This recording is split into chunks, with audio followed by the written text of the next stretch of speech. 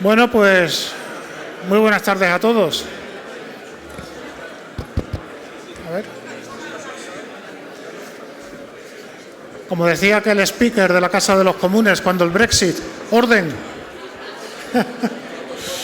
¡Horda! Pues buenas tardes otra vez.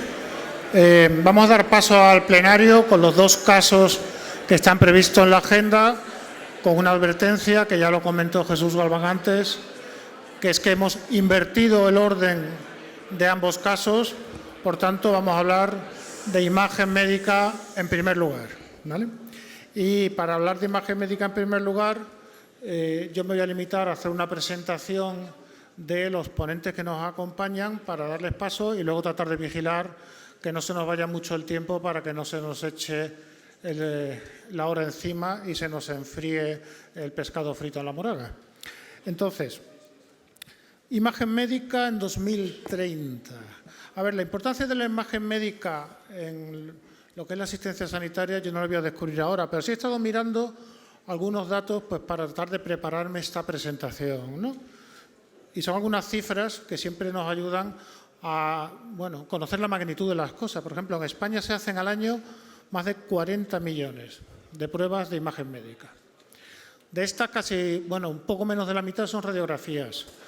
Tenemos como un 18% de tomografías, un 9% de resonancias, lo cual nos da una idea de la magnitud, de la importancia de esta herramienta en lo que es la práctica asistencial. Pero un dato que me ha resultado especialmente importante es que la Organización Mundial de la Salud dice que en el 80% de las decisiones médicas, de las decisiones clínicas, es relevante el papel de la imagen médica. Es decir, los facultativos utilizan de forma absolutamente intensa la imagen médica como una herramienta de apoyo al diagnóstico.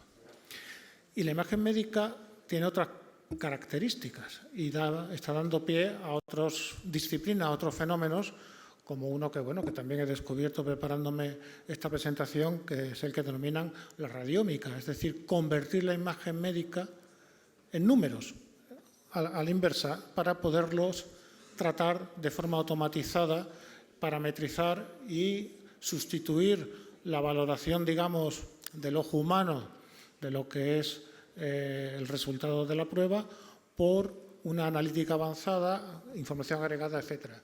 Y la imagen médica, todos lo sabemos, es una de las grandes materias primas para la aplicación de técnicas de inteligencia artificial de analítica avanzada. Por tanto, ¿qué podemos esperar de la imagen médica en los próximos años y de aquí a 2030? Ese es el objeto de este caso que queremos analizar. Y para ello, pues, contamos, voy a hacer una presentación muy breve, en primer lugar, con Ignacio López Parrilla, que va a ser un poco también de dinamizador de la sesión. Él es ingeniero de telecomunicación, colega mío, por tanto, pero lleva trabajando en empresas del sector de la tecnología sanitaria y es vicepresidente del sector de salud digital en FENIN, que es la Federación de Industrias de Tecnología Sanitaria, y también miembro del patronato de la Fundación Signo, que se dedica a promover actividades relacionadas con las buenas prácticas de gestión sanitaria. José Aneiros Fernández, que es el director de Anatomía Patológica en HT Médica y ha sido responsable de Patología Digital y Computacional en la Unidad de Anatomía Patológica Intercentros de Granada, que es el primer laboratorio de anatomía patológica que se ha digitalizado de forma íntegra a nivel europeo. Él ha publicado más de 100 artículos relacionados con esta disciplina, cuenta con patentes, propiedad intelectual de proyectos de investigación asociados a inteligencia artificial y patología digital y ha sido citado incluso como patólogo de referencia en la revista The Pathologist relacionado con la patología computacional.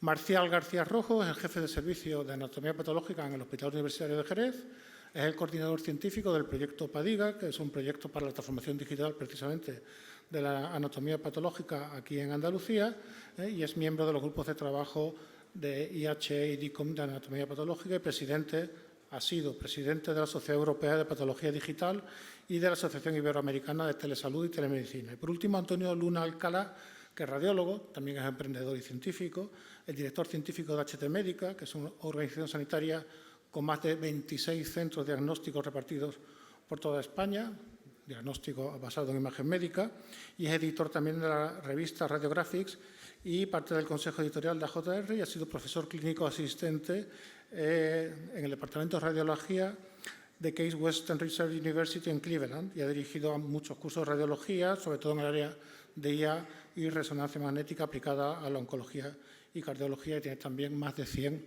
publicaciones. Bueno, pues este es el panel de lujo con el que contamos, y yo le voy a dar paso, en primer lugar, a Ignacio, para que, basándose en los resultados de las encuestas, de las preguntas que citaba antes Jesús, pues dé pie al análisis del caso, y pidiéndoles, eso sí, que nos ciñamos al reloj que tenemos ahí detrás. Y muchas gracias a todos, y gracias por estar aquí esta tarde, y muchas gracias a vosotros, sobre todo, por estar aquí. Muchísimas gracias. Muchísimas gracias. Bueno, yo voy a aplicar el método que ha explicado Jesús esta mañana, el método socrático de discusión. Según me comentó, lo más importante es preguntar, después compartir, discutir y volver a preguntar. Entonces, lo que vamos a abordar aquí fundamentalmente es la imagen 2030, ¿cuál sería el impacto en resultados en salud? Esto es complicado y tenéis unas respuestas que vamos a poner ahora los resultados. Tenemos a 3 personas muy experimentadas y gente que digamos que puede aportarnos mucha información para tener esa discusión al final de 10 minutos y volver a preguntar. Por tanto, os preguntaremos de nuevo si la priorización de las decisiones y la selección digamos, de las respuestas son la misma que tenemos hoy o no. No sé si podemos ver los resultados de la encuesta. Fijaros, había 5... la pregunta es, ¿cómo mejorar los resultados en salud mediante la imagen médica en 2030? Y haciendo una priorización. El primer caso que tenemos aquí básicamente es, que más puntos ha sacado, es trabajo en red, colaboración, nuevas herramientas de ayuda al diagnóstico. Fundamentalmente, esto lo que nos va a hacer que en 6 años desde hoy tengamos un impacto mayor en resultados en salud. Posteriormente está los trabajos en red, colaboración entre especialidades, pasando después a la interoperabilidad y normalización, quedando por detrás el despliegue tecnológico de infraestructuras, cloud, etcétera, y por último el acceso al paciente, el empoderamiento al paciente. Lo que le he pedido a los 3 ponentes es que defiendan cada uno de ellos 1 o 2 de estos selección para ver si somos capaces de visualizar las posibilidades de influir en los resultados en salud, y después en la votación final cambia el orden, veremos qué pasa. Para ello me decían, oye, ¿pero qué indicadores tenemos? Bueno, los indicadores es muy difícil. Yo he estado mirando los indicadores de salud del Sistema Nacional de Salud, digo, ¿cómo mido impacto en resultados en salud de la imagen? Ostras, es muy difícil tener un impacto directo. Entonces, lo que hemos visto básicamente es que efectivamente vamos a intuir que va a influir claramente en años de vida, y quizá años de vida con calidad, porque diagnosticar antes, con más precisión, seguro que va a afectar, pero fundamentalmente vamos a ver, para tener el escenario, una serie de actuación. Aquellas enfermedades más prevalentes que más puede aportar la imagen, fundamentalmente son las enfermedades cardiovasculares y la oncología. Hay muchos, gran impacto en estos, ¿no? Otras que pueden ser también en el área de la accesibilidad. La imagen médica permite, cada vez es más pequeña y transportable, y permite ir a lugares donde antes no estaban. Por tanto, cambiará también la velocidad o la rapidez en las decisiones, o el diagnóstico, la monitorización del tratamiento.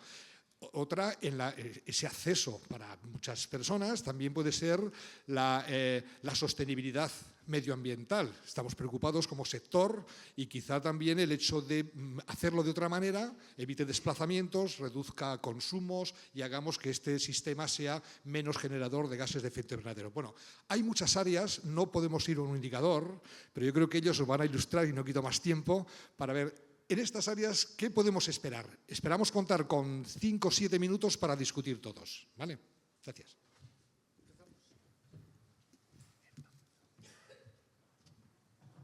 Pues si os parece, empezamos con las 2 primeras áreas. Si nos ponéis las diapositivas de la presentación. Yo creo que van con esto. Si no van, vale, lo intentamos. Bien, las 2 áreas que me ha tocado a mí defender son la interoperabilidad y normalización, en este caso la integración de la de la imagen médica en la historia de salud.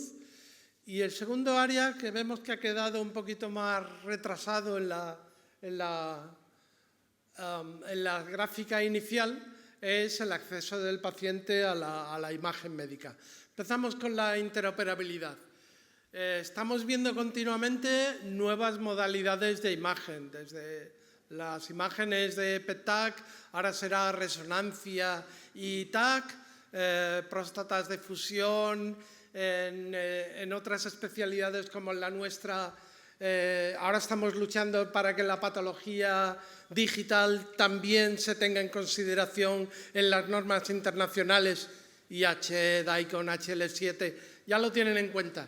Pero es que viene la transcriptómica espacial, viene tantas modalidades de imagen que es verdad que el desarrollo de las normas de interoperabilidad tienen que ir acompañando, y para eso es importante que nosotros también, los profesionales de la salud, estemos en esos organismos internacionales de interoperabilidad.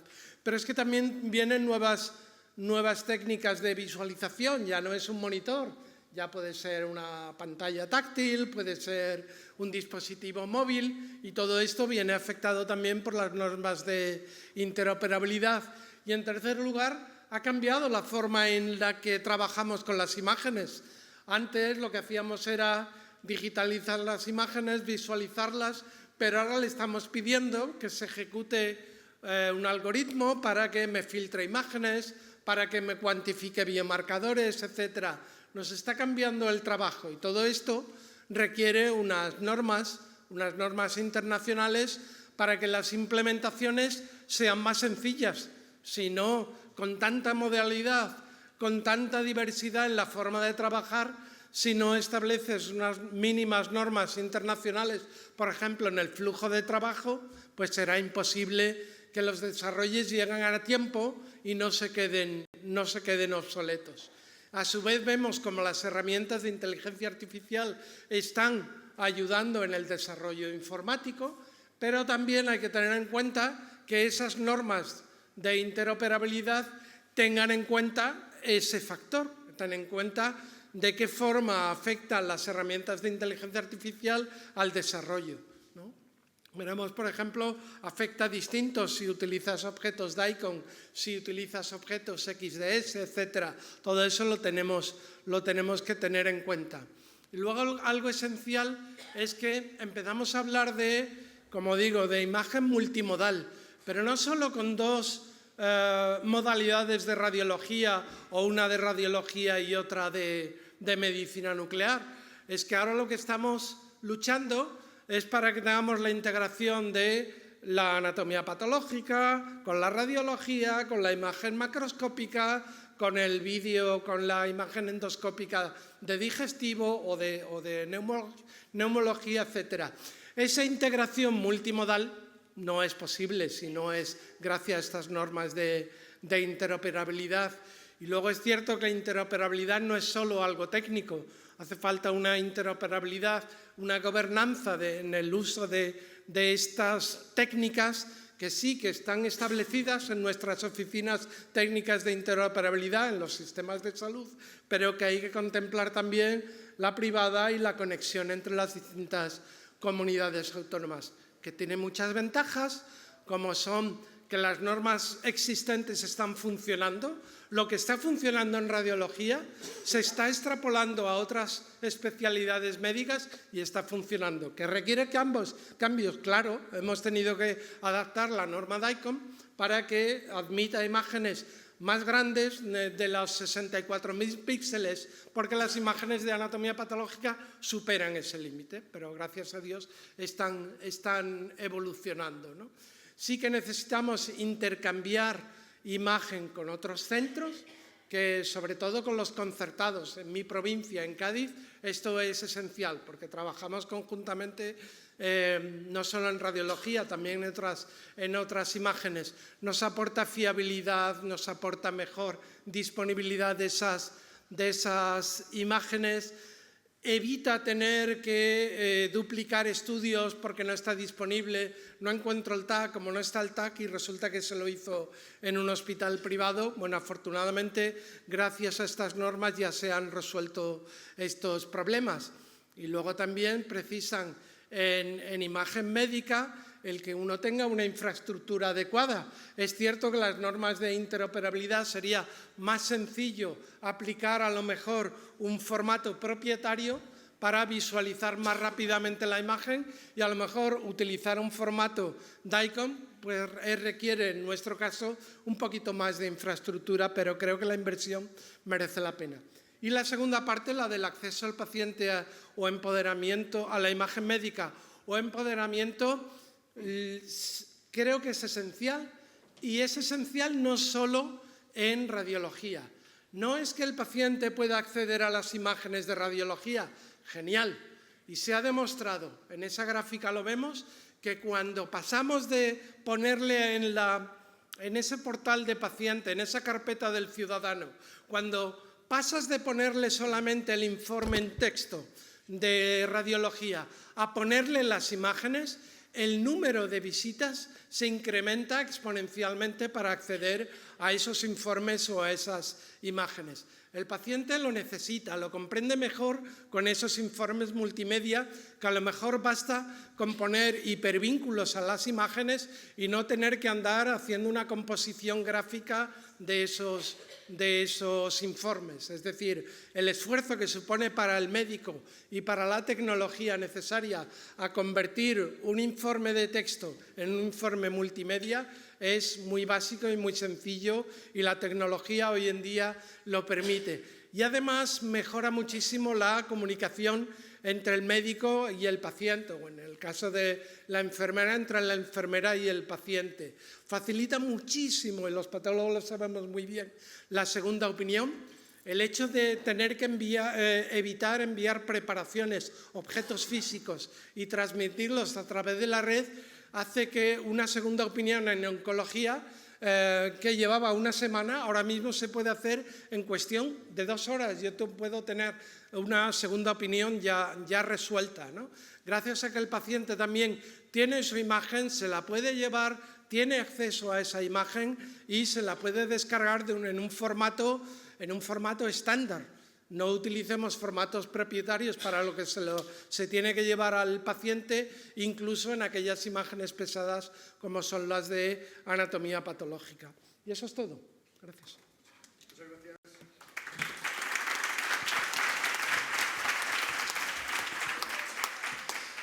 Gracias por ajustarte al tiempo. Ya sé que es un reto concentrar tanta gente en tan poco tiempo, pero vamos a intentarlo. Antonio, doctor Luna. Buenas tardes. Vamos a hablar rápidamente de... Bueno, lo primero que quería presentar, nuestro grupo es un grupo privado de radiología y anatomía patológica. Tenemos 26 centros, estamos dentro de 12 centros, de 12 hospitales privados en diferentes puntos de España, aunque somos inicialmente de Jaén, donde sale todo el grupo. Y siempre hemos trabajado en red. Empezamos a transmitir imágenes en el año 94, tenemos un RIS propio y esto viene a colación por lo que vamos a desarrollar.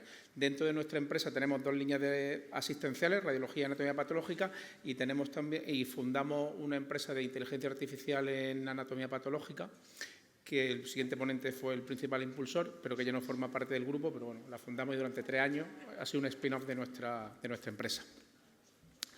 Las 2 preguntas que me tocan a mí es el trabajo en red entre especialidades médicas, cambio organizacional y nuevos roles y especialidades profesionales, y luego la inteligencia artificial. El 30% de los datos mundiales son de salud y el 90% de estos son de imagen médica. Es decir, el 27% de los datos del mundo son de imagen médica y este porcentaje se espera que crezca. Por lo cual, los radiólogos somos carne de cañón y también los patólogos, todos los profesionales que estamos con imagen para la inteligencia artificial. En 2018, que se habla del año del despegue de la inteligencia artificial en medicina y en particular en radiología, el 75% de los algoritmos aprobados por la FDA o la Comunidad Europea eran de radiología. Ahora mismo son más del 80% y en los próximos años se espera que aumente este porcentaje. Cuando vemos dónde utilizamos la inteligencia artificial en radiología, todos pensamos en la inteligencia artificial que se llama interpretativa, el que ayuda al diagnóstico, pero realmente ahí todavía hay una barrera de entrada muy importante por la integración en los flujos de trabajo y no se usa tanto, no se invierte tanto y luego incluso las organizaciones que invierten no la usan tanto. Sin embargo, las que están embebidas dentro de los equipos probablemente es donde ahora mismo convivimos más con la inteligencia artificial. Por ejemplo, utilizamos la interpretativa, la que nos ayuda a diagnosticar, tiene diversas aplicaciones. Una, por ejemplo, este prototipo de Siemens, donde, por ejemplo, con resonancia cerebral, ven diferentes tipos de patologías y nos lo clasifica como normal o anormal. Esto es muy importante porque lo anormal lo podemos priorizar en la lista de trabajo para que se informe lo primero. También en el flujo de trabajo, por ejemplo, este es un prototipo de Philips de la resonancia, podemos ver como con una cámara, de forma automática podemos acelerar el flujo de trabajo y hacerlo más reproducible, lo cual es muy importante. El paciente se centra de forma automática y podemos ver que se está bien posicionado en una resonancia magnética. Por ejemplo, esto también está en los equipos de TAC y los de PET-TAC y todo esto mejora la reproducibilidad y la velocidad. También lo utilizamos para acelerar y mejorar la calidad de la imagen en las adquisiciones, tanto en TAC como en resonancia magnética. Arriba tenemos un protocolo de una próstata en 15 minutos, una resonancia de 3 teslas, y abajo, con la misma calidad, en 9 minutos, una reducción prácticamente del 40% con inteligencia artificial. Esto es de uno de nuestros centros, o sea que esto ya es clínico. Luego también tenemos herramientas que nos ayudan a mejorar la identificación de lesiones, como este prototipo de una resonancia de próstata, donde nos gradúa y nos identifica lesiones del carcinoma de próstata. También nos ayuda a hacer algunas tareas que nosotros habitualmente como radiólogos nos llevaría mucho tiempo y no hacemos. Por ejemplo, medir el volumen de la próstata de forma automática o el volumen de las lesiones. Y nos genera informe semiautomático. Por ejemplo, este es otro prototipo de esclerosis múltiple, donde detecta lesiones nuevas y nos da volumetría cerebral. La volumetría cerebral con factor pronóstico en la esclerosis múltiple no lo haríamos nunca los radiólogos de forma normal. Una cosa que sí que creo que es muy interesante es el cribado oportunista con inteligencia artificial. Estos son cosas que no informamos, pero que están en los TAC, por ejemplo, que hacemos. Por ejemplo, la distribución de la grasa, la distribución del músculo, si hay sarcopenia o no sarcopenia, un factor independiente de mortalidad en un montón de cáncer. Si medirte el calcio coronario, que nunca te lo vamos a medir cuando te hacemos un TAC normal de tórax, y sin embargo es un factor independiente de riesgo cardiovascular. Hay un montón de información que no estamos sabiendo explotar y que estos programas de inteligencia artificial nos permiten hacerlo. Esto nos da una visión del radiólogo empoderado por la inteligencia artificial. Ya sabemos que a corto plazo, por lo menos, no nos va a sustituir, pero tampoco estamos a este nivel, porque la inteligencia artificial a día de hoy, sobre todo la interpretativa, se usa poco. En anatomía patológica el problema es otro. Todavía son poco digitales, más del 80% del mercado todavía mundial no es digital, entonces si no tienes un formato digital, pues no puedes utilizar la inteligencia artificial. Sí que creo que va a tener un mayor impacto que en radiología a corto plazo, porque cuando un patólogo hace un diagnóstico, una tarea, la inteligencia artificial sí que es verdad que lo ayuda a cuantificar y automatizar esa tarea de forma automática. Lo que nos pasa en radiología es que habitualmente un informe, nosotros tenemos diferentes tareas y la inteligencia artificial en muy pocos casos nos sustituye en todas esas tareas, tan solo en parte. Y esto es lo que está también limitando la introducción de la inteligencia artificial. Esto es un algoritmo de contagio automático de KI67 de la empresa que creamos. Y bueno, nuevos roles. Pues, por ejemplo, nosotros somos unos fervientes creyentes del diagnóstico integrado, de anatomía patológica y la imagen radiológica, y también donde podremos sumar la genómica y la ómica. Todo esto nos llevará a tener que crear nuevas herramientas que nos permitan explotar todos estos datos multimodales, incluyendo también los algoritmos que no solamente trabajan sobre imagen, sino sobre procesamiento del lenguaje natural. Y esto, por ejemplo, hay prototipos que ya nos permiten, bueno, son productos comerciales que siguen, por ejemplo, el flujo de trabajo de una enfermedad. Por ejemplo, este es un flujo de trabajo para carcinoma de próstata, donde puedes tener diferentes ítems, puedes ver cuando el paciente se ha hecho una imagen, si se ha hecho una biopsia, si ha recidivado, si ha tenido un tratamiento, te puede dar recomendaciones basadas en guías clínicas. Y esto está hecho para, por ejemplo, comité de tumores, para que puedan interaccionar digitalmente y de forma muy rápida todos los actores. Y nada, con esto he terminado. Muchísimas gracias. Muchísimas gracias. Doctora Neiros, palabra.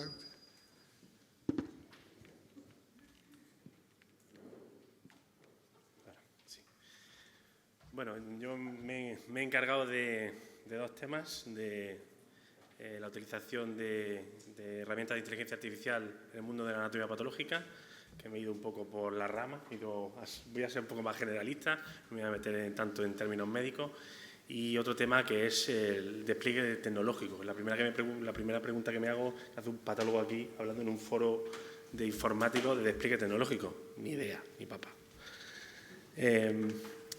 Sí trasladar por los beneficios que tiene estas macroestructuras de cloud, que es un poco, por una serie de ítems, lo estamos viviendo en nuestro día a día a nivel de patólogo, ¿no? ¿Qué necesidad de almacenamiento masivo? Nosotros cuando digitalizamos la unidad de Granada, planteábamos un almacenamiento que hablábamos de petabytes, que nadie hablaba de petabytes. Y nosotros tenemos 1,5 petabytes, 2 petabytes. Resulta que a los 4 años estaban completamente llenos, estamos borrando imágenes, por tanto necesitamos esa infraestructura. Capacidad de cómputo. Nosotros se lanzan a nivel de pública unos 8.000 cristales al año de inteligencia artificial, incorporan unos nuevos algoritmos y resulta que esos 8.000 se transforman en 40.000. No tenemos dimensionada tampoco la capacidad de computación. Por tanto, necesitamos esas herramientas cloud para que haya esa escalabilidad. Interoperabilidad, pues importantísimo. Yo cuando hablamos de la anatomía patológica me ciño más en la integración que el hecho de la inteligencia artificial, porque si la integración, la inteligencia artificial no vale para nada, absolutamente para nada.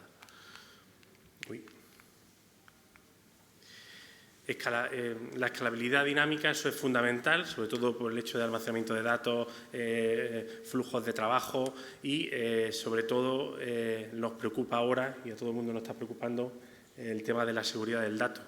Todo el mundo está amenazado, necesitamos redundancia y, tanto a nivel privado como público, es un tema que preocupa y mucho, ¿no? Esto es un poco lo que nosotros estamos padeciendo, viviendo en nuestro día a día en el hospital. Para hablar de las herramientas de ayuda de diagnóstico en patología computacional, lo primero que se me viene es el término de integración, que esta fue la primera integración que se hizo en el 2001, fue pionera, donde se integró en los escáneres de preparaciones de imágenes, que ya sabéis que una preparación de imagen pesa entre 1 giga y 3 gigas, el manejo es complicado.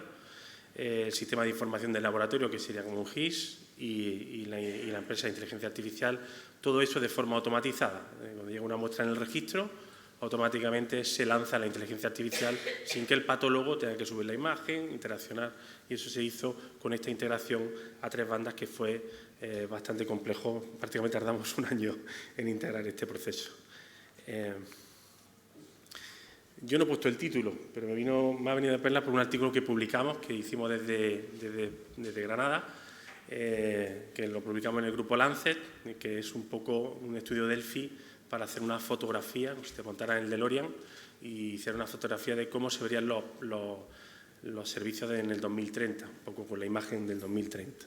Y salen, aconsejo, bueno, en mi libro, pero es interesante porque salen muchas cosas a la luz para discusión que en este foro no da tiempo.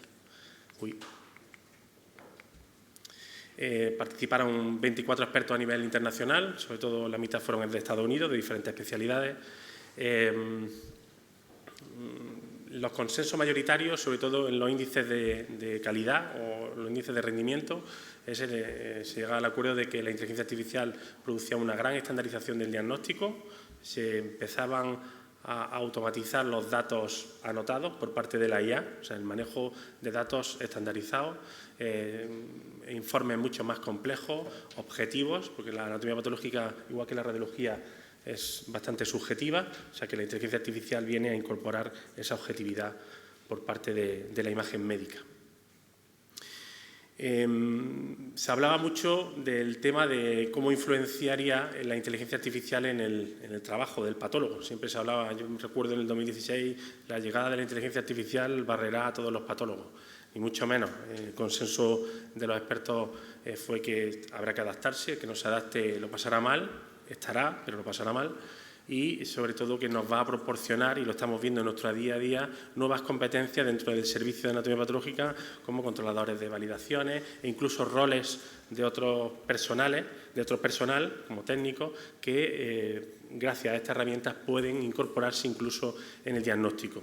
Tiene que haber un cambio de reglamentación, pero es importante. Fijaros aquí que incluso se dijo que qué tareas iban a estar delegadas en el 2030 por la inteligencia artificial.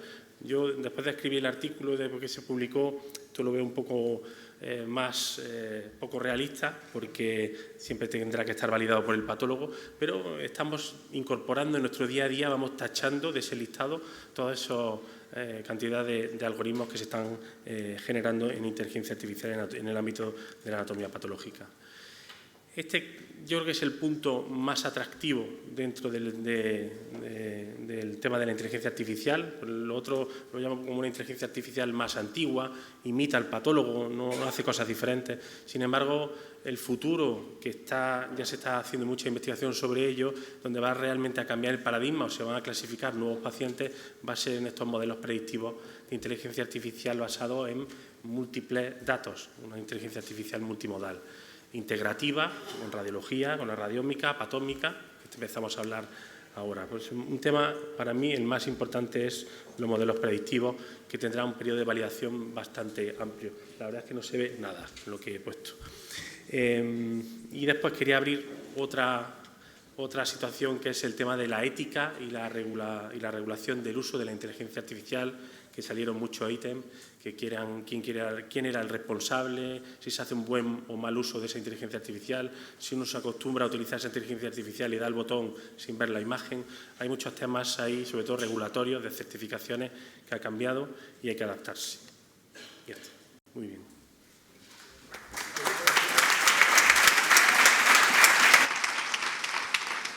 Bueno, como hemos previsto, y en el método socrático hemos compartido la información, ahora se trata de discutirla. Por tanto, os animo a que preguntéis lo que queréis relacionado con esa visión a 2030, que es dentro de 6 años, no es mucho más, de cómo va a afectar a los resultados en salud la imagen médica.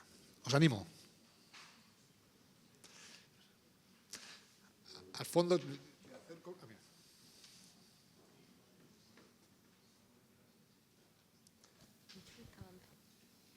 Hola, ¿se oye? Ahora sí.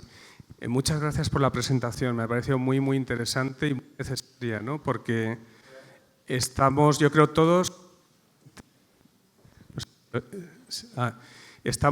nosotros al menos estamos en este momento, ¿no? Con diferentes proyectos de imagen médica desde Madrid, y tenemos espacio de datos. ¿Y qué es lo que nos va a pasar? Pues que vamos a necesitar capacidad de computación, tanto en imagen médica como en económica, como en otros ámbitos.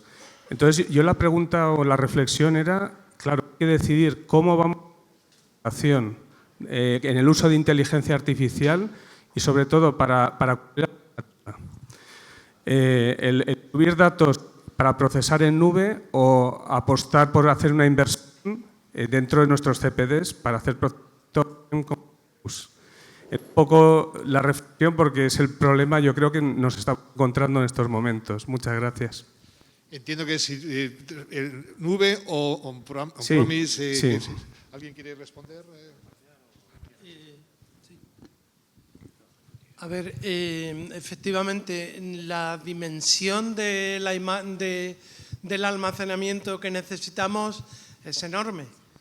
Si la previsión que hicimos nosotros, recuerdo con Raimundo García del Moral, cuando desarrollaron el proyecto en Granada, era que por cada 1.000.000 de habitantes íbamos a necesitar solo en anatomía patológica 1 petabyte al año, pues obviamente no estábamos, cuando comenzaron ellos hace ya 8 años casi, en aquel proyecto no éramos capaces de asumir esto, ¿no? Hoy en día los temas de seguridad, la regulación europea, oye, ¿por qué no ir a hacer algo más eficiente de forma cooperativa entre todos? ¿Es la nube? Bueno, la nube tiene ya una regulación mucho más madura de lo que era hace 8 años, que está prohibido hablar de que queríamos. Yo creo que tenemos que hacer una reflexión en serio de que en repetir las inversiones en 17 comunidades autónomas, en espacios como son imágenes enormes, datos genómicos enormes, y ojo que se ha empezado por el cáncer hereditario, pero es que luego vienen muchas otras, no solo en patología oncológica, sino en nefropatología, etcétera, ¿no? La cantidad de datos que necesitamos es enorme. Y el hacer inversiones y repetir inversiones en 17 espacios, yo creo que no es eficiente. Hay que buscar una solución en conjunto para todo el Estado y mirando a Europa, ¿no? Muchísimas gracias. Animaros. Otra. Gracias. Acerca del almacenamiento, ¿no? El volumen de almacenamiento que se necesita para las imágenes de anatomía patológica, el tiempo que tenemos que tener esas imágenes almacenadas, de eso, ¿qué sabemos? Porque claro, cuando empezamos con la radiología tiramos los acetatos, ¿no? Cambiamos una cosa por otra, ahora nos quedamos con todo y además almacenamos unas imágenes que son terriblemente grandes, ¿no? Entonces, yo no sé si hay alguna norma, algo no escrito sobre el almacenamiento, el tiempo. Bueno, yo ahora le dejo a José, que tiene más experiencia. En nuestra experiencia se consigue mucho optimizando las imágenes. Esto que nos ha dicho José de que ocupan entre 1 a 3 gigas, se pueden optimizar mucho más. Entonces, cuando las imágenes, que apenas el 1% de esas imágenes se van a volver a revisar, y esto ya está certificado y más que demostrado, lo que se suele hacer es optimizar esas imágenes para que ocupen mucho menos. Es cierto que la evolución del almacenamiento está ahí y lo que es un petabyte ahora mismo asusta mucho, pero es que estamos hablando de 2030. En 2030 todavía un petabyte será costoso, creo, ¿no? Entonces hay que optimizar las imágenes. Yo me niego a que sean borradas, personalmente. ¿Por qué? Porque una vez que ya has diagnosticado en digital, todas las pruebas judiciales, todo lo que sea relacionado con tu diagnóstico ya es digital. Ya no puedes volver a la laminilla para eso. Yo añado el tema de la inteligencia artificial en la imagen. Si tú borras la imagen cuando se ha lanzado esa inteligencia artificial, como cambia algo en el escaneo o que cambia el escáner, ya te cambia un poco el parámetro. O sea, tenemos ahí el problema que tenemos cuando empezamos con los primeros, pues vamos sufriendo eso. Realmente en la sociedad no existe una normativa donde nos digan si almacenamos las imágenes podemos tirar cristales, porque ese es otro tema, podemos tirar cristales, bloques no se suelen tirar porque es tejido, que hay una normativa a los 10 años y tal. Pero es un problema, y yo creo que eso el almacenamiento de este tipo de imagen no se soluciona con un hardware localizado en un hospital. Hay que dimensionar. Eso está. Nosotros lo que hemos intentado hacer es un borrado de forma inteligente. Hemos dejado la patología oncológica, se va borrando de forma inteligente a partir de 3 años y medio. Y hemos tenido un almacenamiento lento, otro almacenamiento rápido, pero la idea es almacenarlo todo. Pero yo estoy convencido o que se hace en iCloud, en cloud, o no se puede hacer. Nosotros hemos sufrido de los 8 años una segunda renovación de los servidores, porque llevamos 8 años con los servidores, actualizaciones de plataforma, del IMS, por tanto es necesario, por lo menos en un comienzo, un modelo mixto, y yo lo tengo claro, ese modelo claro. Tenemos unas recomendaciones de la SEA, ¿no? Sí, hay algo, sí. ¿Más preguntas? Hola, buenas tardes. Soy Carlos Rollo, de GMV. Una habéis comentado y que para mí yo creo que es relevante, aunque no es tecnológica, pero va a tener una trascendencia tecnológica tremenda, y es que dentro de 6 años va a haber una carencia de radiólogos y de patólogos enorme. Yo creo que eso lo sabéis todos y entonces yo creo que va a haber que abordar soluciones de este tipo pensando en esa carencia de profesionales que van a llevar a cabo todo esto. No sé cómo lo veis desde la mesa. No es dentro de 6 años, es dentro de 6 minutos. Bueno, yo he querido ser elegante. Pero bueno, la inteligencia, desde luego en radiología, ahora mismo la inteligencia artificial sobre todo lo que nos hace es ser más capacidad productiva de estudio, no productiva de lectura. A día de hoy, casi todos los estudios que se hacen con herramientas de inteligencia artificial, cuando va al mundo real, no están mejorando los tiempos de respuesta o de informado. Es más, muchos radiólogos prefieren no utilizar herramientas de inteligencia artificial porque dicen que les lleva más tiempo, porque el problema en general de las herramientas de inteligencia artificial, al menos en radiología, es que son muy sensibles pero muy poco específicas. Generan muchos falsos negativos y esto hace que incluso... Y además la integración es un gran problema porque tú envías una captura de una imagen del resultado del algoritmo, depende del que sea, al PACS, pero si no está integrado en el informe, el radiólogo dice que no, la inteligencia artificial dice que sí, ¿y ahora qué pasa? Lo biopsiamos, el clínico que decide. Esto es un problema. Si el radiólogo no puede controlar por el flujo de trabajo que se envía al PACS y que se entrega al clínico y al paciente, puede ser un problema. Entonces, esto de la inteligencia artificial, yo soy un gran creyente, pero depende de qué y cómo la uses, que en dos instituciones puede ser completamente diferentes, tienes que tener una integración u otra. Y la integración del flujo de trabajo a día de hoy son muy poco flexibles. Entonces, todo es muy bonito hasta que llega el mundo real y no pasa. Y a 5 años, yo creo que mejoraremos los resultados, nos va a ayudar, pero desde luego a día de hoy no lo veo como un gran generador de ahorro de tiempo, y no a corto plazo tampoco lo intuyo. A lo mejor en alguna tarea específica sí, pero en general no. En nuestra experiencia en anatomía patológica sí que es verdad que somos mucho más precisos, las herramientas de cuantificación son insuperables, o sea, a nivel del médico y la IA es insuperable. Lo que se está hablando mucho de la herramienta, pero se está hablando poco del flujo, de trabajar sobre los flujos de trabajo, que es donde realmente existe esa eficiencia en la forma de trabajar. Eso sí que te puede ahorrar tiempo por parte de vosotros lo estáis viviendo con automatización en el flujo de procesos en radiología. Y en anatomía patológica es lo que se está empezando a hablar es en esos flujos de trabajo. Yo creo que está ahí la patata caliente ahora, más que el hecho de la herramienta. Bueno, esto que ha dicho José, por ejemplo, es muy interesante. Nosotros, por ejemplo, hemos desarrollado una herramienta basada en procesamiento de lenguaje natural, que una cosa que nadie quiere hacer en un departamento de radiología y entonces hay que hacer, que te llega una petición y hay que asignarle un protocolo para el TAC o la resonancia que hay que hacer. Eso lo hacemos automático.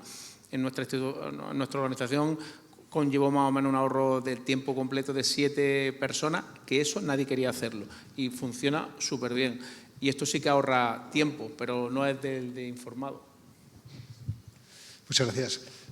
¿Alguna otra pregunta? Nos quedan para una pregunta y hacer el test de nuevo. O sea, que si hay alguna pregunta, si no lo hacéis, la haré yo. Vendrán muy rápido, por favor, pero hemos hablado que la aproximación multidisciplinar es trabajar conjuntamente diferentes especialidades, es una de las selecciones, hemos dicho, uno de los elementos que van a influir. Pero en una organización como la que tenemos, y hablo más de la pública, en este caso entiendo que la privada es más fácil, pero ¿cómo es posible? ¿Qué elementos, qué palancas habría que tocar para poder trabajar no de una forma vertical, sino horizontal, en un entorno donde las especialidades tienen que convivir y trabajar conjuntamente? Un ejemplo es el Comité de Tumores, pero lo podemos extender a mucho más y a esa visión 2030. ¿Tu visión, quizá? Sí, a ver, algo tan práctico como que el visor sea útil para todas esas modalidades. Que yo no tenga que cambiar de un visor radiológico a uno de anatomía patológica o a uno para ver las fotos macroscópicas, como está ocurriendo ahora, ¿no? Por eso, ahora que estamos con el tema de los pliegos de la patología digital, es importante definir un visor clínico que también incluya la imagen de anatomía patológica. Perfecto. ¿Alguna sugerencia, Antonio? Yo donde veo la entrada de forma masiva es con los modelos grandes del lenguaje y en todo lo que tiene que ver en flujos de trabajo. O sea, para mí es donde está el gran cambio y donde vamos a ver de forma inmediata el impacto. Bueno, tenemos que terminar. Diría si es posible votar de nuevo a ver si... Hay 13 votaciones y podría haber 100. Si podéis votar en el orden en cómo afectará la imagen 2030. A ver, sé que la herramienta no la manejáis todos bien. Son los primeros, han sido nuestros probadores de retroalimentación en directo, pero fijaros, ya no opináis de distinta manera como empezaron la charla, porque algo han influido en todos vosotros y ha habido 13 respondedores precoces, que es lo que acabamos de ver ahora. Si algunos podéis responder más, tendremos una N más grande. Si no, a partir de ahora queda congelada y la pregunta ya está en el momento M1, porque ya será diferente. Ya será diferente a partir de ahora con la... ¿Tiene el código para responder? Sí, lo tienen todo. Bueno, a ver, para la próxima vez te entrenas. Fijaros, a ver, sé que es un juego exigente, no os explico bien, o no lo expliqué bien antes en la presentación, pero las cosas cambian y en la vida ocurre, y de eso saben bastante nuestros patólogos. La realidad actual ya no es la que vimos hace una hora, porque ellos han modificado el estado de opinión de algunos de los presentes. Tenéis todo el día para volver a opinar a la pregunta M1, que queda en el estado M1 ya para todas las jornadas. Entonces ellos compararán las 100 respuestas que había del M0 antes de que hablaran con las que emitáis a partir de aquí. Este juego que nos ha valido para el primer caso que hemos tratado, vale para todos los demás. Y este es un ejemplo de la interacción. Entonces ahora tendremos un resultado de alcance, pero el definitivo lo tendremos más tarde. Será el que pasó aplicando el método socrático que nos has enseñado. Muchas gracias a todos. A ver, pero vamos a ver las barras, a ver lo que tenemos, no os vayáis todavía. Estos 13, ¿qué han opinado? A ver. Bueno, de esto los profesores que tenemos aquí saben mucho de conceptos. Porque fijaros que hicimos una primera foto con 50 respuestas y una segunda con 100 en el momento M0. Y era parecido el patrón para un conjunto, a una población general. Si hubiéramos segmentado por distintos oficios, seguramente que el patrón será distinto, pero eso lo analizaremos después. Como ellos saben mucho de identificar patrones, para identificar patrones necesitan muchas Ns. Cuantas más mejor y cuanto en menos tiempo mejor. Ese es el reto que ellos tienen de lo que nos darían clases. Saben interpretar patrones, juntar con la N y compartir unos con otros. Este es el juego en el que estamos y es una de las retroalimentaciones que estamos haciendo durante las jornadas en vivo. Porque los patólogos y los radiólogos de ahora ya ven las imágenes en vivo. Ya no necesitan matar la muestra. Son capaces de verlo en vivo. Si somos capaces de presentarlo, si no, yo creo que Jesús, si no está, no pasa nada, lo veremos a lo largo de las... Aunque sea un poquito, a ver, esto es un truco, es para motivar al personal para que con los siguientes lo hagamos mejor. Los siguientes, si no lo hacen, pero es la tendencia que queremos marcar a lo largo de todos los casos. Repetiremos esta rutina un montón de veces. Aquí lo tenemos y es... muy parecido. No, espera. Momento 0. Vale. Momento 1, momento 0. Momento 1. Con menos N. O sea, el trabajo en red ha crecido en adeptos, en soportadores, y sigue siendo el primero en las nuevas herramientas de ayuda al diagnóstico. ¿Es lo que queríais? Sí. ¿Era vuestra tesis de inicio? Más o menos.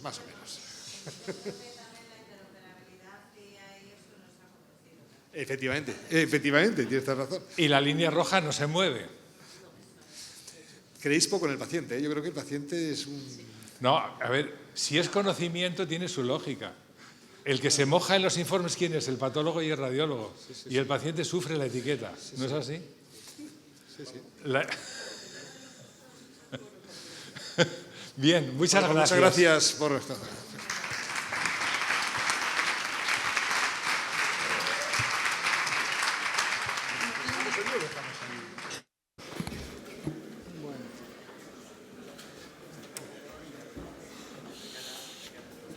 Bueno, pues vamos a dar paso al segundo caso, que en realidad era el primero. Bueno, en la conferencia de antes de la directora general de Noemí, pues tuvimos ocasión de conocer los esfuerzos que se están dedicando al plan de atención digital personalizada con cargo al PRTR. Y al ver el título del caso este que nos ocupa ahora, ya me quedo con las palabras que componen este término, ¿no? Atención digital y personalizada. La atención, porque estamos hablando, lógicamente, de una actividad asistencial. Digital, porque queremos utilizar las herramientas tecnológicas que ahora están a nuestro alcance para conseguir la última parte del término, personalizada. Ser capaces de prestar algo de lo que venimos hablando y escuchando hablar mucho tiempo ya en jornadas como esta, una atención proactiva y personalizada para cada uno de los pacientes. Y lo cierto es que el avance tecnológico es que nos permite ese objetivo al que aspiramos, ir acercándonos cada vez más a él. Para hablar de este tema, pues contamos con nuestros tres ponentes que me acompañan en la mesa, que los voy a presentar muy brevemente como antes. En primer lugar, Amador Ruiz Torrejón. Amador es el coordinador de sistemas de información asistenciales en el Servicio de Salud de Islas Baleares. Y anteriormente fue el coordinador funcional de la historia clínica de primaria, el director médico de atención primaria en Mallorca, y también ha trabajado en el sector de las aseguradoras, siendo el director médico de la delegación de Asisa en Baleares y también director médico en el Hospital Juaneda Miramar de Palma. Entonces, bueno, él nos va a hablar de cómo precisamente, con lo que nos dice el título de la presentación, para realmente sacar partido del potencial de desarrollar esta atención proactiva y personalizada gracias a la tecnología digital, eso cómo nos impacta, qué cambio en el modelo asistencial necesitamos para sacar partido de estas nuevas posibilidades. Porque al final las cosas hay que hacerlas de distinta manera,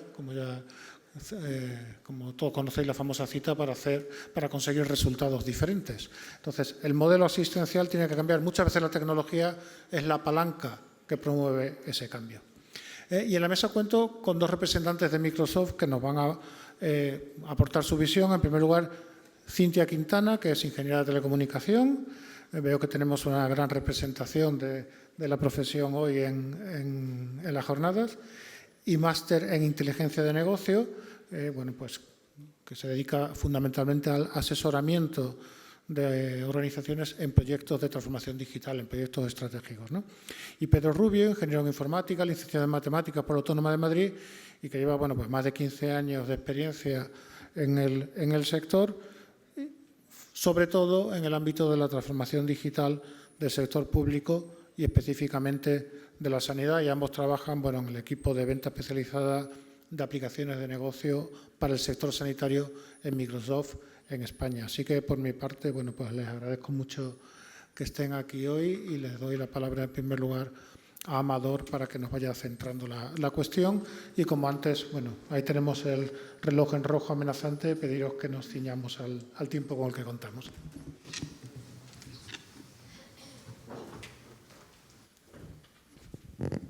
Muchísimas gracias. Gracias a las 6 por invitarme. Yo soy médico de familia, no lo puse, pero soy médico de familia y llevo la coordinación asistencial de la subdirección que lidera Miguel Ángel. En un congreso donde todo el mundo es técnico, pues el que inviten a un médico, los médicos somos también muy recelosos de que en nuestros congresos venga gente de fuera. Así que os lo agradezco mucho que esté aquí. Y yo lo que voy a hablar es desde un punto de vista más clínico-asistencial. ¿Qué es lo que queremos los clínicos? ¿Qué es lo que queremos de estas herramientas? ¿Qué estamos esperando del plan de atención personal digitalizada, ¿no? ¿Qué es el plan? Pues son la incorporación de esas herramientas digitales a la asistencia. ¿Para qué?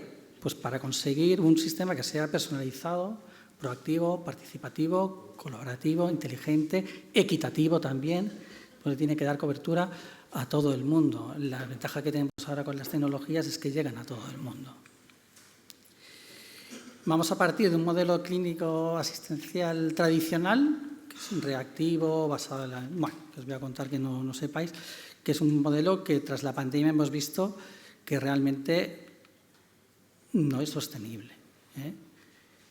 Es muy caro y ahora conviene pues, pasar a un nuevo modelo más proactivo, basado en el seguimiento activo, con el paciente implicado. Antes lo veíamos, curiosamente, queremos que el paciente sea el centro de la atención, el centro de todo, y en la presentación anterior lo hemos dejado la última. A lo mejor en radiología veremos luego un poco por qué, ¿no? Atención compartida, procesos internos, resultados, ¿no? ¿Cuáles son los objetivos y características clave del programa de atención digital personalizada? Pues la carta a los Reyes Magos. Aquí tenéis 10 y pueden ser 20 más. ¿Qué queremos los clínicos? Pues eso, queremos tener una atención personalizada. Personalizada y universal, que son dos palabras que a veces son contrapuestas, ¿no? Hablamos de una cosa universal, pero también lo queremos personalizado a cada paciente. Cada paciente es un mundo, cada paciente es diferente y cada paciente necesita su propia atención. Y para eso está el plan. El plan, el Ministerio nos lo ha ofrecido dividido en 4 grandes bloques, ¿no? 4 grandes proyectos. Una parte de monitorización y captura de datos, donde vamos a utilizar todos aquellos aplicativos que pueda tener el paciente en su domicilio. La asistencia digital personalizada, ahí es donde vamos a tener una plataforma para regular todos esos flujos, con un gestor de procesos, que va a ser ese portal para los pacientes y para los profesionales de comunicación. Una parte muy fundamental de la que todos estamos hablando últimamente, ya me he pasado, la tecnología me supera, perdonad, va más rápido que yo, esto de la inteligencia artificial tiene eso. Bueno, era la parte del soporte a la toma de decisiones y por último está la parte de formación, que es una parte muy importante. A lo mejor el paciente, como veíamos en el caso anterior, no le dábamos importancia a la parte de radiología porque no está formado. Y lo mismo que nos pasa a los facultativos, a médicos, enfermeras, al personal sanitario. No estamos formados. Nos presentan un montón de herramientas delante, nos presentan un montón de proyectos de interoperabilidad semántica. Y el médico de abajo, la enfermera, el celador, incluso la matrona, ¿saben lo que es interoperabilidad?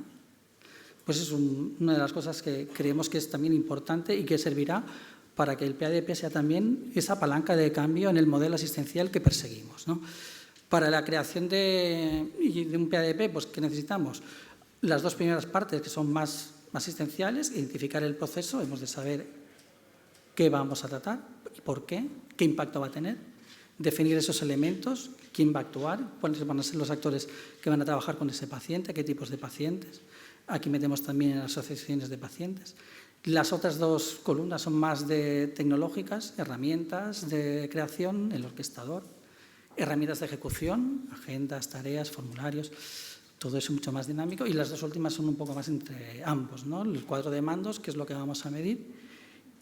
Dejemos de medir los indicadores de toda la vida, tenemos tecnología y conocimiento suficiente para cambiar esos indicadores asistenciales de toda la vida, de cuántos pacientes hipertensos tengo bien controlados, cuál es el número de tensiones que tengo bien controladas, ¿no?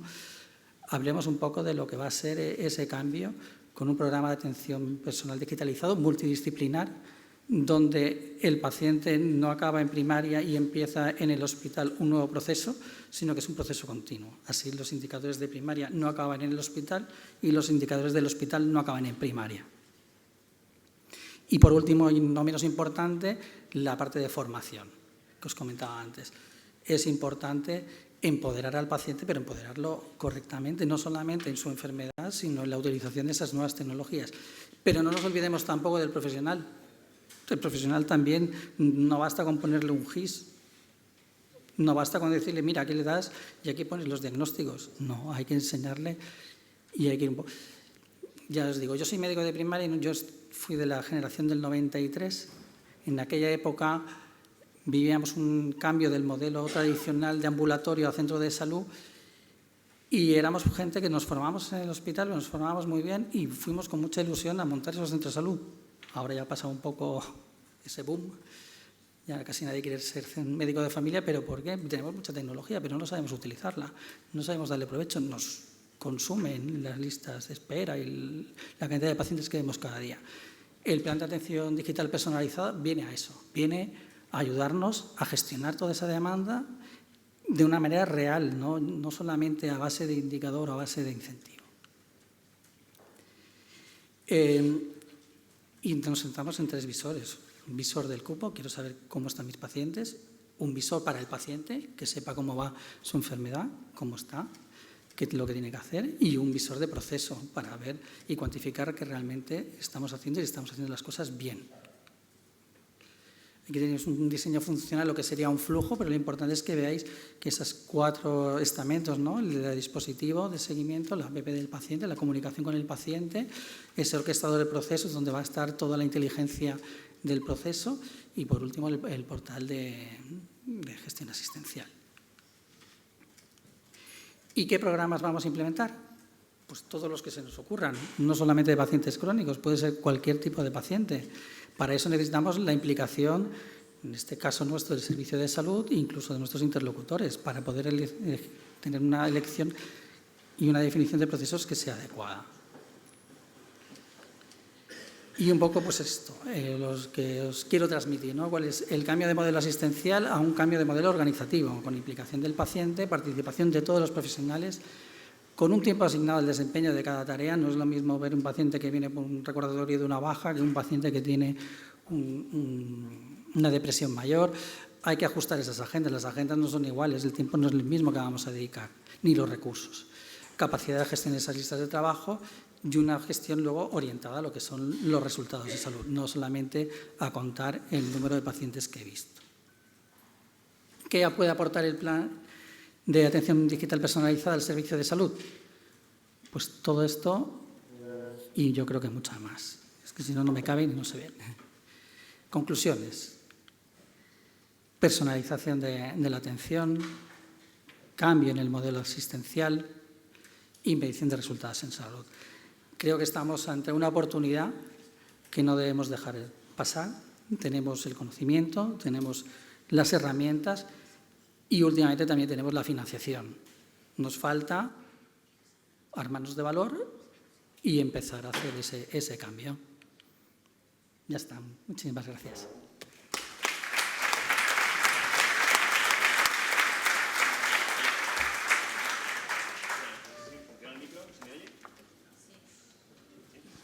Vale.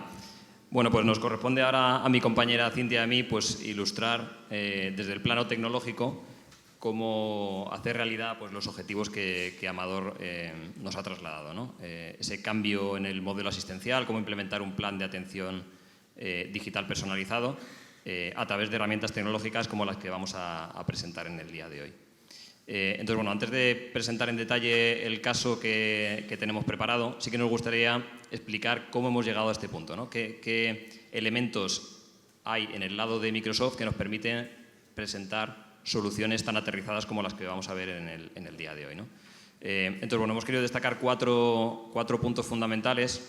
El primero de ellos es que tenemos un equipo de ingeniería e investigación dedicado expresamente al sector sanitario, con más de 6.000 personas dedicadas totalmente a soluciones en el ámbito de la sanidad, más equipos comerciales especializados, técnicos de preventa, etc. Es decir, que detrás de lo que vamos a ver hoy pues hay todo un equipo dedicado expresamente al ámbito sanitario, ¿vale? Que estamos incorporando en todas nuestras soluciones la inteligencia artificial desde un punto de vista responsable, ¿de acuerdo? Por supuesto, renunciando a la propiedad de los datos y bueno, tenéis en la web de Microsoft toda la información relativa a inteligencia artificial responsable que tenemos publicada.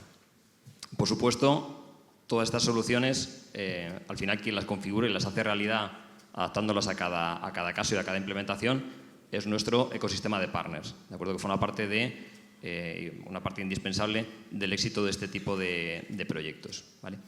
Y por último, que todo se construye desde la base del compromiso de Microsoft con la seguridad, la privacidad de los datos y el cumplimiento normativo como elemento fundamental de todas las soluciones que desarrollamos, ¿no?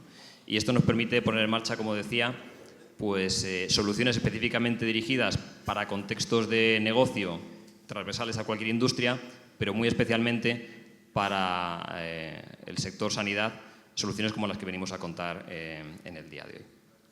Y nada, paso el testigo a mi compañera Cintia, que va a ilustrar precisamente este caso.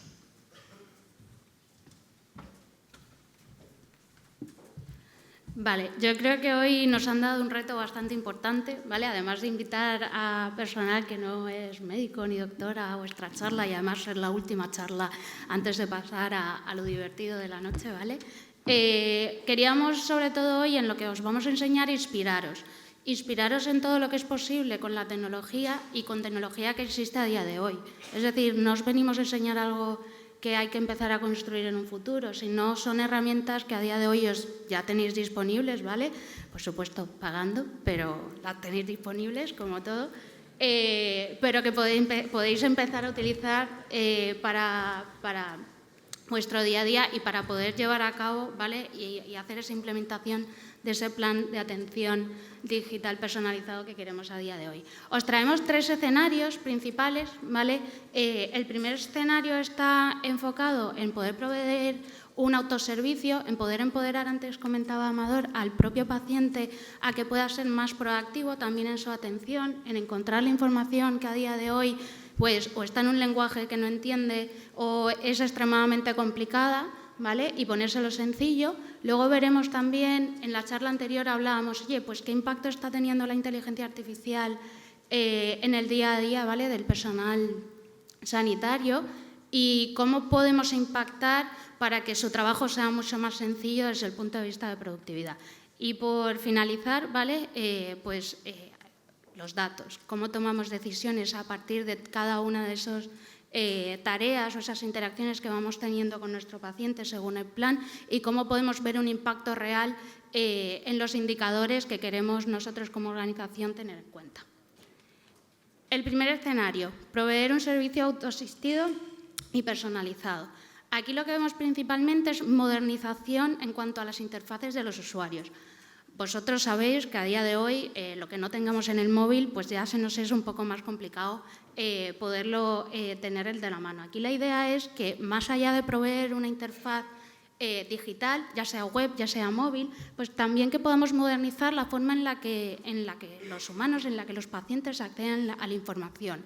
Información pública que puede estar disponible a través de la web, cómo la sintetiza y se la muestra al usuario de una manera que es entendible y legible, ¿vale? Desde preguntas más genéricas que a veces asumimos que los pacientes saben de, oye, pues, ¿qué es la hipertensión? ¿Cómo sé que tengo la tensión alta, ¿vale? Hasta preguntas más concretas y más personalizadas según el plan de cuidados, ese plan de atención que ya de manera colaborativa pues, hemos creado para ese paciente, ¿vale? Que hay preguntas también que pueden ser a priori un poco sencillas, pero lo típico de que, oye, pues en mi plan de atención tengo una pastilla rosa y no me acuerdo para qué era. Había puesto el ejemplo con una pastilla azul, pero no quería que se malinterpretara lo que estamos presentando, ¿vale? Entonces hemos puesto una pastilla rosa, que en este caso es una pastilla para regular la tensión, ¿vale? Y en este sentido, pues como vemos, a medida que vamos interactuando con el asistente conversacional, ya no solo es que nos proporciona información pública, es que conectándolo a nuestros datos es capaz también de mostrarle a nuestro paciente toda esa información, ¿vale? E incluso ahora está muy de moda los asistentes conversacionales con la inteligencia artificial generativa, pero queremos ir un paso más allá, queremos ir asistentes que no solamente sean conversacionales, sino también transaccionales. Es decir, queremos que sean proactivos y la proactividad solamente no puede recaer en el personal sanitario, sino que también tiene que caer en esta nueva tecnología. En este caso, por ejemplo, como lo tenemos conectado a nuestros datos, directamente el propio asistente ya sabe que dentro del plan de atención, dentro de lo que tiene que programar directamente se encuentra pues, la cita de analítica bimensual, ¿vale? Y en este sentido, pues directamente ya antes de finalizar la conversación es capaz de preguntarle al usuario. Una vez programada la cita, ¿qué es lo que empieza? Pues empieza un recorrido del paciente, ¿vale? Donde vamos a poder personalizar notificaciones, ser proactivos. Y ya no solamente hablamos de notificaciones a través del email, hablamos de poder utilizar la IA para poder decidir, en base a las interacciones que va teniendo el paciente con nosotros, cuál es el mejor canal para poder hacer esa notificación. Notificación al usuario que puede llegar cada cuanto tiempo nosotros queramos, la propia IA nos sugiere y luego, por supuesto, en el caso de una analítica, pues recordándole al paciente que tiene que venir sin desayunar, ¿vale? Luego de ver esta modernización en cuanto a lo que es el autoservicio, pasamos a cómo empoderamos al personal sanitario, ¿vale? Cómo le proveemos de sistemas y herramientas tecnológicas que sean inteligentes. Al final la tecnología está para hacernos la vida más fácil, ¿vale? Desde el inicio y ahora con la inteligencia artificial también. En ese empoderamiento hay una cosa muy relevante, los datos. ¿Cómo le hacemos la vida más sencilla a ese personal sanitario para que encuentre la información y para que sepa organizarse y decir, vale, de todos los miles de pacientes a los cuales tengo varios planes de atención dedicados, ¿cómo hago para yo saber qué es lo importante y qué es lo que no? Y aquí vemos cómo podemos configurar, ya con, digamos, sistemas que ahora los sistemas automatizados han pasado a ser más clásicos, pero cómo podemos automatizar esas notificaciones al propio personal para que sepa, por ejemplo, que ya los resultados de la analítica están y hay algo que no cuadra, ¿no? Que está fuera de los niveles. Los datos, hablamos de datos en todos los sentidos. ¿Cómo podemos construir esa visión 360 del paciente? ¿Con qué condiciones tiene actualmente? El histórico de interacción que ha tenido con nosotros. ¿Cuál es su personal o qué otros equipos están trabajando con él? Toda la cronología que tiene programada desde las medicinas, analíticas, el ejercicio, por ejemplo, que es súper prioritario a día de hoy. ¿Vale? Y cómo podemos utilizar todos esos datos, incluido los datos que vienen de a lo mejor dispositivos que puede tener el propio paciente y cómo podemos también tener esa monitorización en tiempo real. Pero ¿qué pasa? Que tantos datos nos abruman, ¿no? Tenemos tanta información que decimos, vale, ¿y ahora qué miro? ¿Cómo sé qué es lo que tengo que hacer? O, de nuevo, de tantos pacientes que tengo, ¿cómo recuerdo toda esa info? Pues también hablábamos de incorporar la IA, ¿vale? Hablábamos de colaboración interdisciplinar, pues ahora tenemos que ir adaptando también a que la IA es otro colaborador más, es otro ente que está por ahí ayudándonos y que es capaz de entender los datos y que es capaz de analizarlos mucho más rápido que nosotros.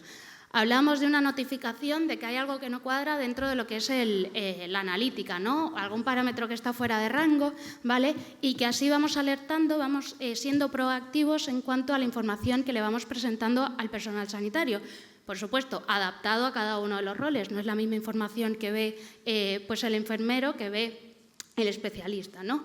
Pues aquí vemos cómo vamos incorporando la inteligencia artificial con esta especie de asistente que me resume todos esos datos. Imaginaros cuántas interacciones puede tener un paciente con la organización, con el hospital, cuántas veces va pues de maneras o por cualquier tipo de motivo. Pues aquí, cómo vamos utilizando la inteligencia artificial para que poco a poco nos vaya dando esos tips, esos resúmenes de toda esa interacción para yo entender y tener el contexto necesario para enfocar y poder digamos, utilizar todos esos datos para personalizar el plan que tenemos. En este caso, pues información que está relacionada desde todos los datos del paciente, información relacionada, por ejemplo, con el plan de atención. Y si vamos un pelín más allá, teniendo en cuenta que la IA a día de hoy la verdad es que es muy lista, y podemos utilizarla y adaptarla a cada uno de los casos de uso, siempre desde el punto de vista de asistencia, donde el personal sanitario va a validar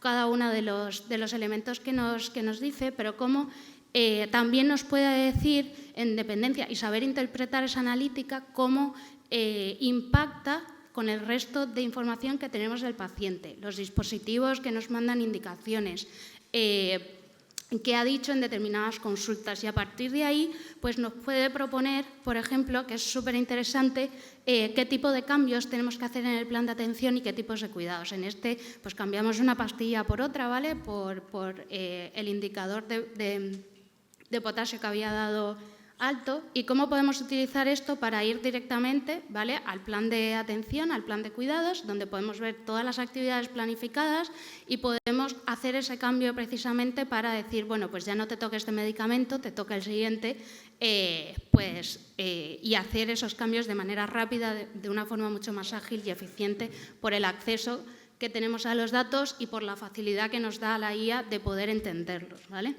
Al finalizar, pues tenemos también esa parte de colaboración y decimos cuántas reuniones tenemos al día, con cuántas personas, con cuántos temas. Pues cómo podemos también utilizar la inteligencia artificial para que después de cada reunión nos sepa decir cuáles son los próximos pasos, quién tiene que hacer qué y que todo eso esté directamente integrado en cada uno de los sistemas y ya de manera proactiva y de manera programática ya se incorpore en el día a día del personal sanitario, ¿vale? Finalmente, desbloquear el valor de los datos operacionales, de todas esas interacciones con pacientes, en resúmenes, ya sea en citas virtuales o en citas presenciales, si las podemos, digamos, transcribir, cómo sacamos esos insights de esas transcripciones y cómo ya no solamente la IA es que nos muestra la información, no, es que es capaz de entender la tecnología y nos ayuda y nos guía a crearla, ¿vale? Desde crear dashboards según los datos que tenemos, reportes con esos indicadores que tantos ansiamos tener e incluso ayudar a interpretarlos. ¿Qué significa esto? Pues que una persona, alguien que trabaja en cualquier tipo de departamento ya no tiene que directamente depender de un científico de datos para poder sacar conclusiones, ver cuál es la correlación entre un dato y otro o incluso predecirlo, sino es que vamos a utilizar la inteligencia artificial para sacar estos reportes, esta analítica y además poder hacer informes respecto a ellos. O sea, créame el reporte y además interprétamelo y dime cuáles son las conclusiones principales. Aquí, ¿cuánto tiempo nos ahorramos de tener que redactar todo esto? Y si ya hablamos de correos, pues aquí el impacto es realmente importante, sobre todo porque esto habla cualquier idioma. Entonces, nos podemos comunicar con cualquier paciente con una traducción inmediata, ¿vale?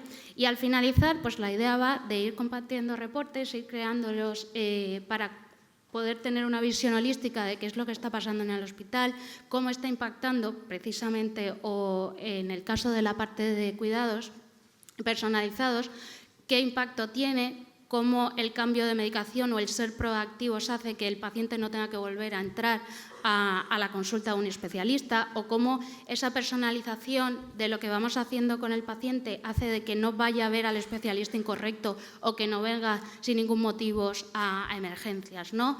Con lo cual, aquí lo que vemos desde el punto de vista de tecnología, y hoy hemos intentado dar una visión bastante general, cómo cada uno de estos factores principalmente lo que va a hacer es ayudaros a ser mucho más ágiles, ser mucho más eficientes y poder conseguir esa personalización que es verdad que al final todos somos pacientes, con lo cual vamos a salir beneficiados. Es un win-win para todos. Y nada, muchísimas gracias. Espero que os haya parecido interesante la charla y la visión, y por aquí estaremos para responder preguntas.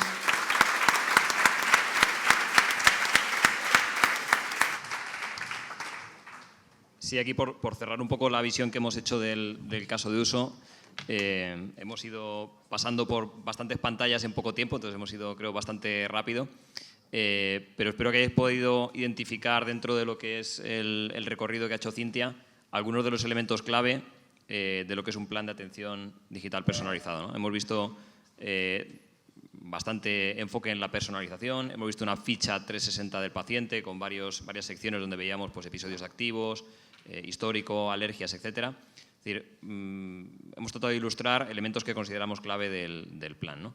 Y lo hemos hecho desde 3 puntos de vista principalmente. El del paciente, ¿no? En el primero de los escenarios donde hemos visto ese portal de paciente con un asistente que es capaz de responder ciertas cuestiones e incluso de realizar acciones como el programar la siguiente cita según está especificado en el plan al que está asociado ese paciente, ¿no? Luego hemos visto toda la parte de herramientas para el profesional sanitario. Hemos visto la ficha 360 del paciente, donde aparecen alertas, ¿no? Dónde enfocar la atención en cada caso. Y luego hemos visto, por último, el valor de los datos, ¿no? Es decir, esos reportes para jefes de servicio, para responsables organizativos, que les permitan tomar decisiones, adaptar los planes, etc. Y en cada uno de estos puntos de vista ha habido un denominador común, que es la presencia de la inteligencia artificial, ¿no? Cómo esos asistentes, en función del rol y el contexto funcional de la persona, le va a aportar cierta ayuda, ¿no? No sé si habéis podido ver cómo se llama ese asistente virtual que ha ido apareciendo en cada una de las pantallas. No sé si alguien se atreve a decir el nombre que aparecía. Copiloto, Microsoft Copilot, ¿no? Y el nombre no es casual, ¿no? Al final es el copiloto, es ese asistente que está a tu lado, pero quien lleva el control en todo momento es el profesional, ¿no? Pero en un momento dado, y en esa parte de la derecha que hemos mostrado, pues tenemos la posibilidad de preguntarle, y de preguntarle en base a una base de conocimiento que previamente hemos configurado, que se va retroalimentando con respecto a decisiones e información que vamos incorporando, ¿vale? Entonces creemos que es muy potente el contar con una herramienta de inteligencia artificial en el contexto en el que se necesita y específicamente entrenada para la función que se espera de ella, ¿no? Entonces, bueno, esperamos haber ilustrado de una manera completa todas estas dimensiones del plan de atención digital personalizado y nada, os invitamos a que si tenéis cualquier duda, pues nos preguntéis. Bueno, pues muchas gracias, Cintia, Pedro, Amador.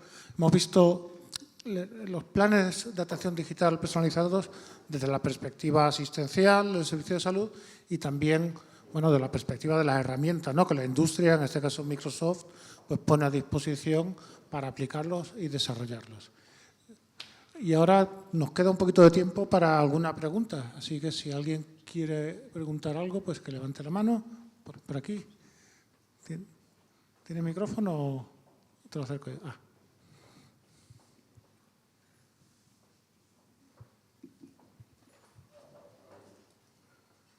Mi pregunta es... ¿Suena? No. Pero te escuchamos igual. Di la pregunta y la repito yo en voz alta. Bueno, la pregunta es que este sistema, ¿cómo se integra con las historias de salud actuales? ¿O hay que crear un sistema totalmente nuevo para que esto funcione? Sí, la pregunta es, esta herramienta cómo se integra, ¿no?, en los sistemas de historia clínica y de historia de salud que tenemos ahora, y si esto es fácil o hay que empezar un poco de cero, ¿no? Bueno, evidentemente cuando una solución de este tipo quiere aterrizar en los sistemas de salud, tiene que adaptarse, si no el recorrido sería muy corto, ¿no? Entonces, estamos acostumbrados a desplegar soluciones, no solo de este tipo, sino cualquier aplicación de negocio de las que ofrecemos preconstruidas, sobre fuente de conocimiento y bases de datos que ya existen en las organizaciones, ¿no? En este caso, la historia clínica. Es decir, los datos pueden seguir estando donde están, lo que colocamos por encima es todo este mecanismo, toda esta orquestación de interfaces y procesos que hablan con los sistemas existentes para configurar esta visión, ¿vale? Es decir, no hay que llevarse los datos ni construir un nuevo sistema de historia, sino que somos capaces de orquestarlo todo para conseguir una visión de este tipo. ¿Alguna pregunta más? Mientras tanto, estamos viendo el resultado de las preguntas en la pantalla, ¿lo podéis ver? Por allí tenemos a Carlos, a ver si le podemos acercar el micrófono.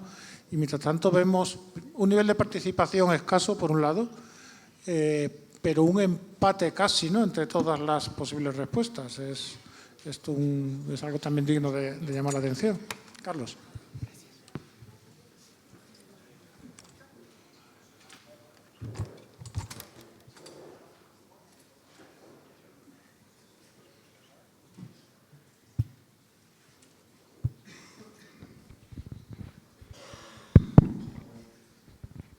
Sí, perdón.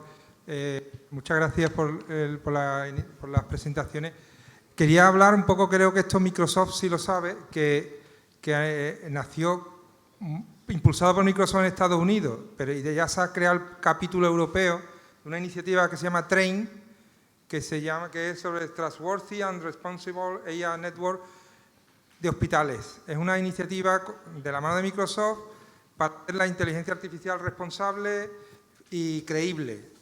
Esta red de hospitales ya se ha constituido un primer núcleo en ella, de Europa, y sí quería anunciar que va a haber una reunión de esta red en el Hospital Virgen de Rocío a finales de enero. Es confidencial, porque además en el KIC...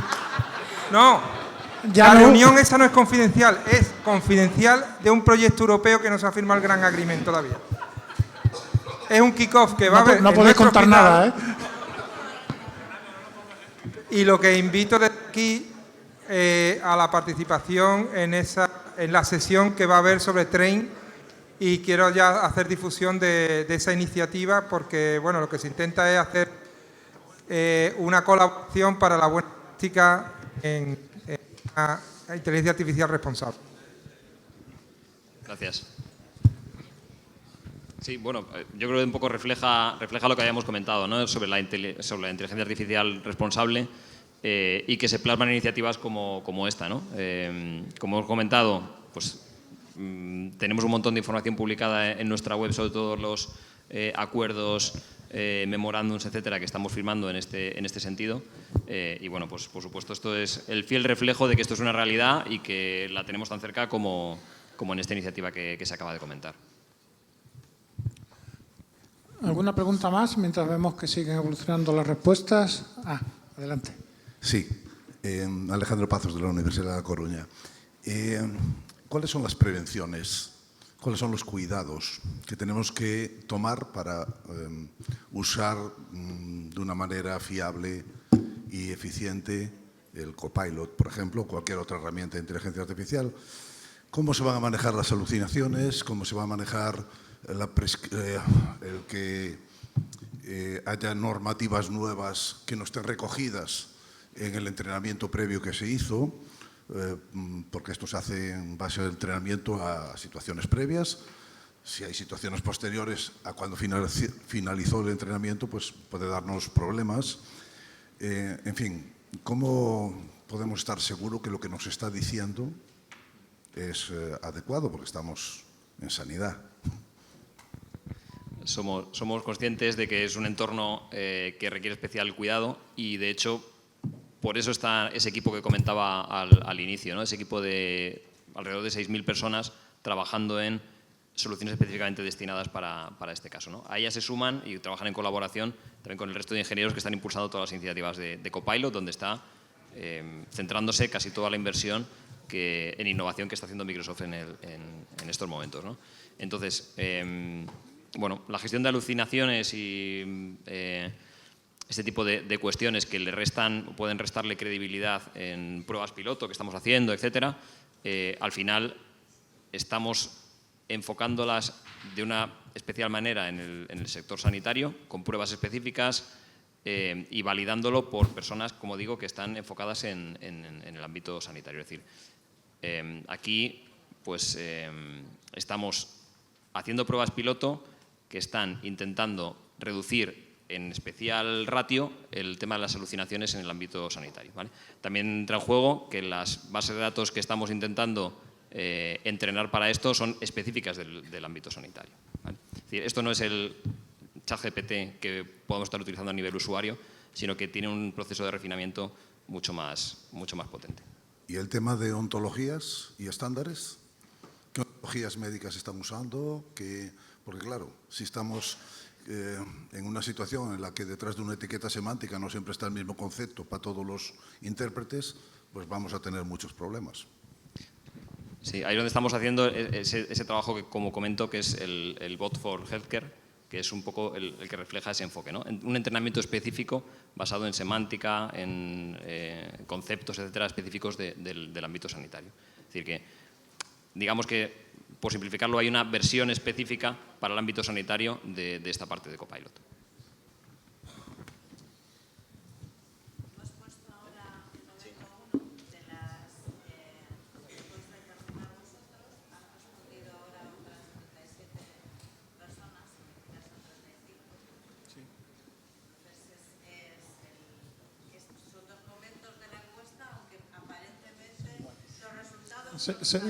Los resultados se parecen. Bueno. ¿Alguna pregunta más? Yo, si me permitís, y como nos quedan todavía 5 minutos, voy a terminar haciendo yo Una que, bueno, te la voy a dirigir a ti, Amador, si te parece bien. Pero bueno, la solución es difícil, la pregunta no, pero la temática sí es importante, ¿no?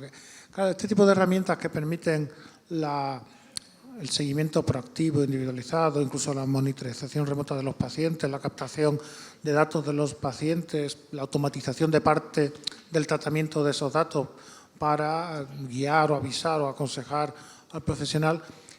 A nivel del colectivo de los profesionales, se me ha ocurrido la pregunta porque veo que, aunque por poco, lo primero es el empoderamiento de profesionales con todas estas herramientas, pero a veces puede haber por lo menos segmentos de esos profesionales que se sientan incluso abrumados por todas esas herramientas. Entonces, mi pregunta es, tú como profesional, ¿qué percepción crees que tus colegas van a tener?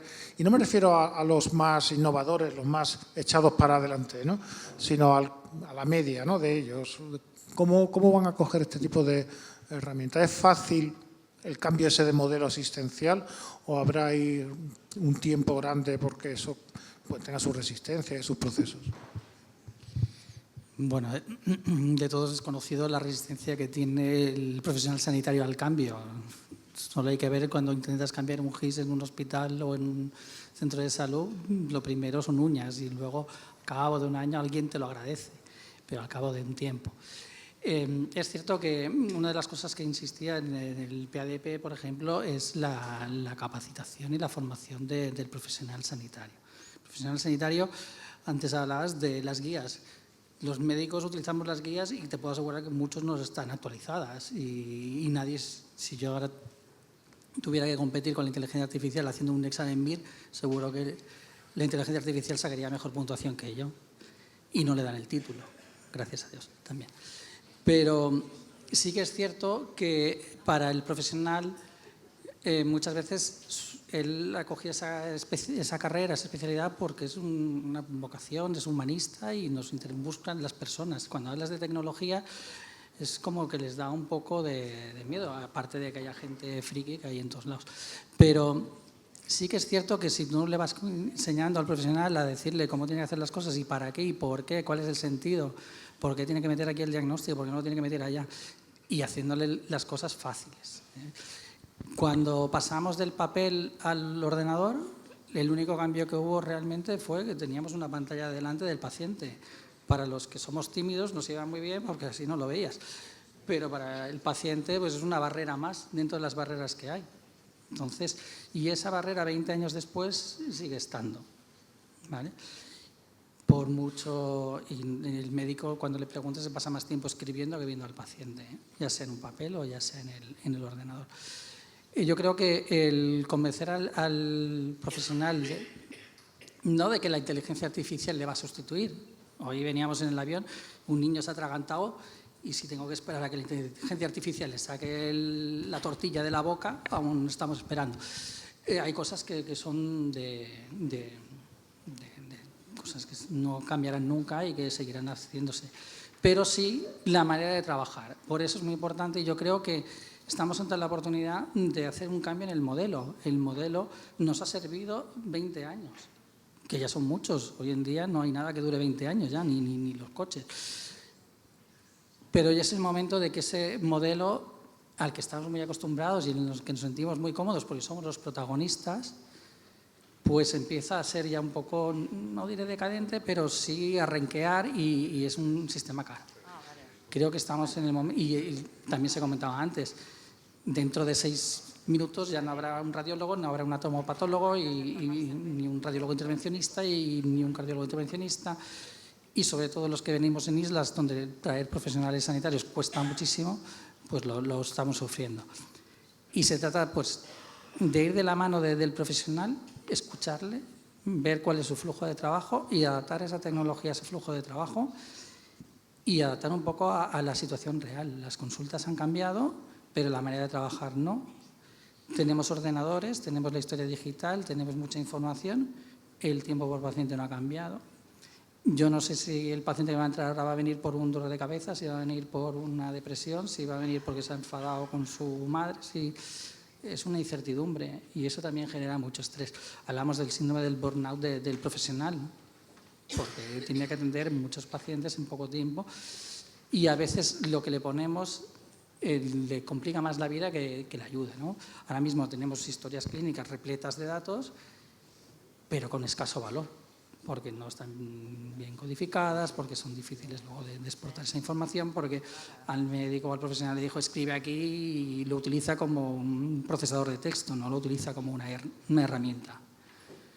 Somos lo típico, ¿no? Nunca nos leemos el libro de instrucciones y las aplicaciones deberían venir con su libro de instrucciones, no con su manual de cómo escribir, sino con un libro de instrucciones que te diga por qué y para qué, ¿no? Yo creo que también un punto importante es, y lo he sufrido como médico de familia, es que medicina de familia no está en las universidades. Entonces tú cuando llegabas a la especialidad de medicina de familia no sabías muy bien a qué te ibas a encontrar, el médico de cabecera. Pues no, hacemos más cosas. Pues lo mismo pasa con la transformación digital. En la transformación digital cada uno va por su cuenta, hay muchos chats de médicos que hablan de sus cosas, de tal, pero no hay una formación reglada en la universidad.